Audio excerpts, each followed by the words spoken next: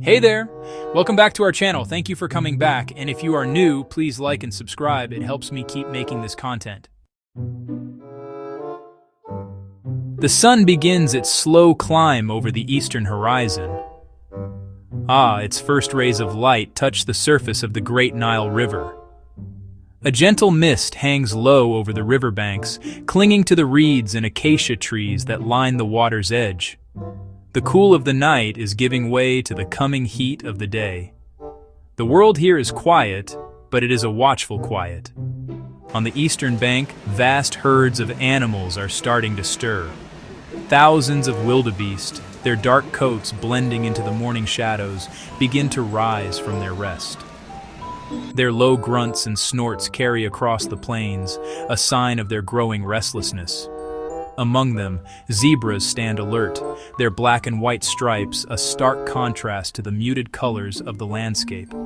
The herds are driven by an ancient instinct, a powerful urge to move towards fresh grazing lands that lie on the other side of this formidable water barrier. The cause of their fear is ancient and formidable. Just below the surface, a different life waits. The Nile crocodile. Submerged, with only their eyes breaking the surface. Nostrils skimming the water. They resemble old logs, floating in the current. Camouflage is their greatest weapon. To the herds, the water looks empty, but it's filled with hidden hunters. On the riverbank, the air is electric with indecision, a sea of stripes and horns. They push forward, then retreat in a wave of collective panic. A few brave individuals venture to the very edge, their hooves sinking into the soft, dark mud. This hesitation can last for hours, even days. The herd's collective anxiety builds and builds until it reaches a breaking point.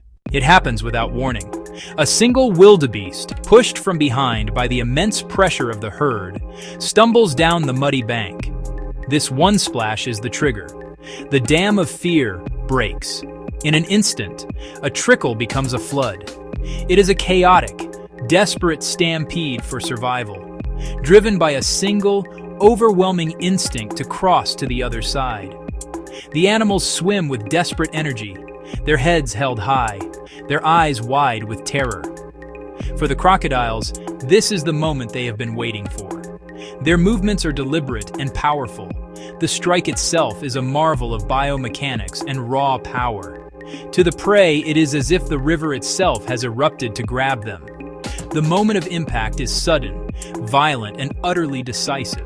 The jaws are relatively weak to open, but they snap shut with one of the most powerful bites in the animal kingdom. The prey, often in shock, fights back with everything it has. But the crocodile's grip is relentless. The strategy is to unbalance the prey. Once the crocodile has dragged its prey into deeper water, it often employs its most famous and terrifying technique, the death roll. The force generated by this rotation is immense. It is a maneuver of pure, overwhelming violence. The primary purpose of the death roll is to drown the victim. Panic and exhaustion set in quickly, and drowning becomes inevitable. Sometimes two crocodiles will grip the same carcass and roll in opposite directions, working together to pull it apart. The frenzy of the crossing subsides as quickly as it began. The river, once a churning chaos of bodies, slowly returns to a semblance of calm. What was terror for the wildebeest is now feasting for the crocodiles.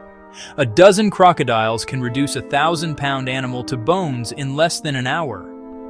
Large chunks of meat are ripped away and swallowed whole. Tearing apart the carcass releases huge amounts of organic material into the river. The death of one animal fuels countless others. This is a signal for the river's secondary scavengers to move in. Huge schools of catfish are drawn to the scent of blood in the water. Above the surface, a different kind of scavenger arrives. Marabou storks, often called the undertaker bird, gather on the riverbanks. They are joined by vultures who circle high above, their keen eyesight spotting the commotion from miles away. The carcass, which was a single living entity just hours before, has now been completely redistributed. Nothing is wasted in this unforgiving yet perfectly balanced world. After a large meal, a crocodile's behavior changes dramatically. The energetic, explosive hunter becomes a lethargic, resting giant. This behavior, known as mouth gaping, might look threatening, but it is actually a method of cooling down. The sun is its digestive engine. The crocodile is not a villain in this story. It is a keystone species, a critical architect of this vibrant ecosystem. The river takes, but it also gives back in a constant flowing cycle. It is the steady, powerful heartbeat of Africa, a rhythm of life and death that continues day after day along the banks of the great river.